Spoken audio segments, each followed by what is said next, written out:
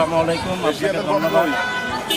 আসলে এই এলাকায় একজন সম্মানী ব্যক্তি দরকার। আমার মনের মতো সম্মানী একটা ব্যক্তি পেয়েছি, কারণ অনেক আগে আমি ওনাকে চিনি খেলোয়াড় হিসাবেই নয়, একজন যোগ্য ব্যক্তি, অ্যাজ এ ম্যান অনেক অনেস্ট।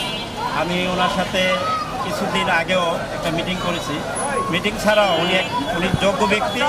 উনি যাতে আগামীতে আসে, আমরা বিপুল ভোটে জয়ী হবে এটা আমাদের মনে হয়, কারণ এর মতো মানুষই হয়।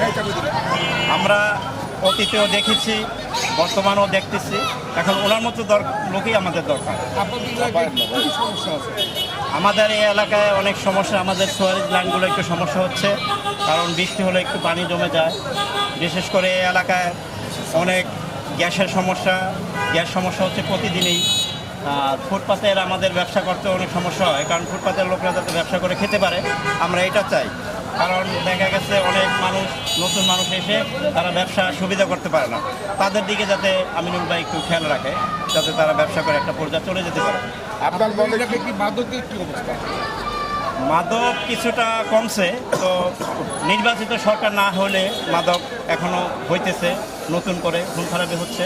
আমরা একটা নির্বাচিত সরকার চাই, আগামীতে আমিনুল ভাইয়ের নেতৃত্বে আমরা তারেক রহমান উনি যাতে আমাদের প্রধানমন্ত্রী হতে পারে, আমরা এটাই চাই। অনেকে অনেক কথা বলে, গুজবে কান দেবেন না। অতীতে আপনারা দেখেছেন তাদেরকে, তারা কি করে। এখন বর্তমান আমিনুল ভাই আছে, আমিনুল ভাইকে আপনারা ভোট দিয়ে বিপুল ভোটে জয়যুক্ত করুন। আমার পরিচয়, আমি মিরপুর হোপ স্কুলের প্রতিষ্ঠাতা চেয়ারম্যান। আমি চেয়ারম্যান মনে করি না, আমি আমাদের সকলেরই স্কুল, আমি সেটাই মনে করি।